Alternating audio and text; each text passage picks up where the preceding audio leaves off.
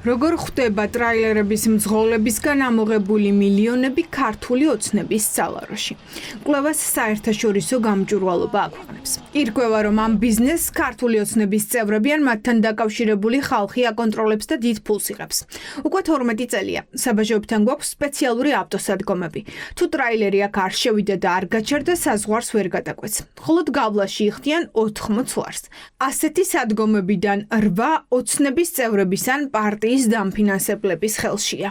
8 ტირპარკის მფლობელი, ან ყოფილი მფლობელი არის ქართული ოცნების წარმომადგენელი, ან ქართულ ოცნებასთან დაახლოებული პირი და ჯამურად მათი დონორული მხარდაჭერა ქართული ოცნების პოლიტიკური შეწირულობა არის დაახლოებით 2 მილიონი ლარი. მიუხედავად იმისა, რომ ამ ტირპარკებში ვერანაირ სერვისს ვერ იღებენ აი ამ საერთაშორისო ავტოგადაზიდვებში ჩართული კომპანიების მძღოლები, მაინც ვალდებული არიან, რომ იქ გაჩერდნენ, იმიტომ რომ იქ გაჩერებისას მათ უნდა გადაიხადონ 80 ლარი, უნდა აიღონ ტალონი და აი ამ ტალონის არსებობა არის აუცილებელი პირობა, რომ შემდგომ მათ დატოვონ საქართველოს ტერიტორია და ეს ფული არის შემოსავალი სწორედ აი ამ ქართულ ოცნებასთან დაახლოებული პირების, ამიტომაც იხდიან მერე ისინი ქართული ოცნების სალაროში ფულს.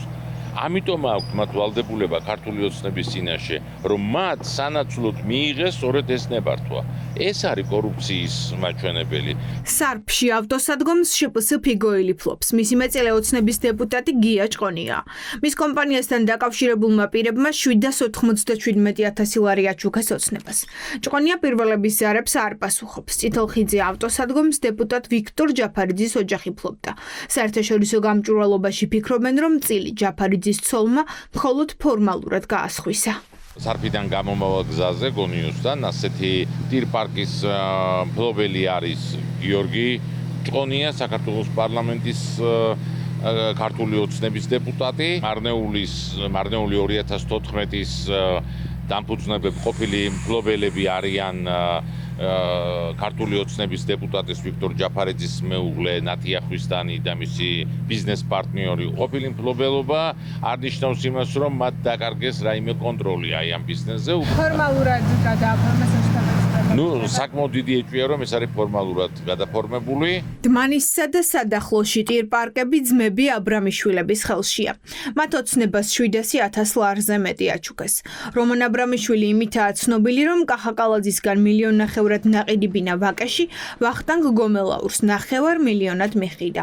ბიზნესმენი ძმები ერთგულად აფინანსებენ ქართულ ოცნებას და სახელმწიფო ბიუჯეტიდან ფულს ხან ტენდერებით, ხან სუბსიდიებით იღებენ.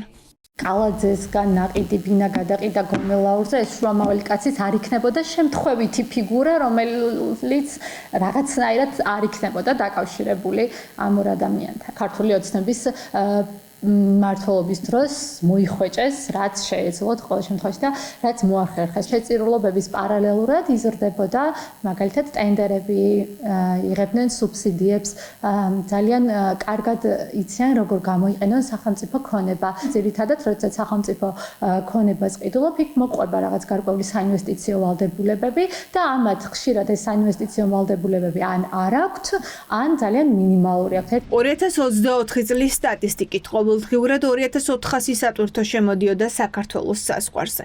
მარტივად წარმოსადგენია რაოდენობის თანხა შედის ეგრეთ წოდებულ ტირპარკებში. ოპოზიცია ამბობს, რომ ეს კარგად აწყობილი კორუფციული სქემაა, რომლითაც ქართული ოცნება თავად ართმევს ქვეყანას შანსს სატრანსპორტო მნიშვნელოვან დერეფნად იქცეს. ის რომ ჩვენ ვხედავთ ისევ ყვადაღებულ სახელებს, ისევ დეპუტატ ჭყონიას, რომელიც ფლობს აჭარაში აი ამ მთავარ ასეთ ტირპარკს, დეპუტატ ჯაფარიძეს, ვინმე აბრამიშვილებს, მინდია საბანაძეს. ყველა ამ ადამიანს აერთიანებს ერთ ეგრევე. ისინი არიან ან ქართული ოცნების წევრები, ან ქართული ოცნებასთან დაახლოებული პირები, შემომწირველები, პირდაპირ ეს დასტურდება ფინანსური ტრანზაქციებით და ეს ვერ იქნება რაღაცა სპეკულაციის საგანი. ეს არის ცალსახად კორუფცია, ეს არის თანამდებობა მდგომარეობის ბოროტად გამოყენება და ეს არის პრეფერენციულ მდგომარეობაში ჩაყენება ხელისუფლებასთან დაახლოებული პირების. მაშინ როდესაც ხელისუფლება გვეუბნება, რომ ჩვენი ქვეყანა არის დერეფანი და ჩვენი ქვეყნის საგზაო ინფრასტრუქტურით უნდა ისარგებლოს სხვადასხვა ქვეყნებმა, ამ შემთხვევაში ეს მიმართულება, როდესაც საავტომობილო გადაზიდვებმა უნდა დაისვენოს ადამიანმა, მსგავსი კომფორტი არ არსებობს საქართველოში და ამიტომ ყველა მძღოლი ცდილობს, რომ რაც შეიძლება, ასე ვთქვათ, მაქსიმალურად შეეცადოს, რომ საზღვრიდან საზღვრამდე მივიდეს, იმიტომ რომ ვერ განვითარდა, იმიტომ რომ აქ ბიზნესი ვერ შევიდა. პატიოსანი ბიზნესი ვერ შევიდა და დარჩენილია მხოლოდ და მხოლოდ ქართული ოცნების ჩინოვნიკების ბიზნესი, რომ კორუფცია ჭამს ქვეყანაში ყველა სერვისს და სახელმწიფო დოვლათს და მათ შორის ეს არის ერთ-ერთი. ქართულ ოცნებაში არ უკვირთ, რომ ყველაფერი მათ პარტიასთან დაკავშირებული პირების ხელშია.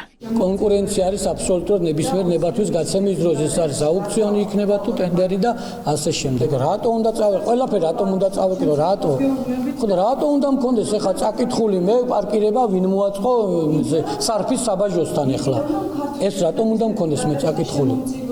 რა მნიშვნელობა ქართული ოცნების დეპუტატებს კი ნაციონალურ მოძრაობას ქონდა მთელი საქართველოს მაშინ და ეხლა რა ვერ გავიგებ და არავის არ აქვს. ეხლა არის კონკურენციის პირობა არ უნდა ქონდეს რა თქმა უნდა და კონკურენციის პირობებში უნდა ქონდეს. როგორ ხდება ლიცენზიები, მსხვილი შესყიდვები, სუბსიდიები ოცნების დეპუტატების ან მათი ერთგული ბიზნესმენების ხელში? საერთაშორისო გამჭვირვალობამ არაერთი ფაქტი შეაქროვა, მაგრამ ივანიშვილის გუნდი მაინც კორუფციის მაგალითების ჩვენებას ითხოვს.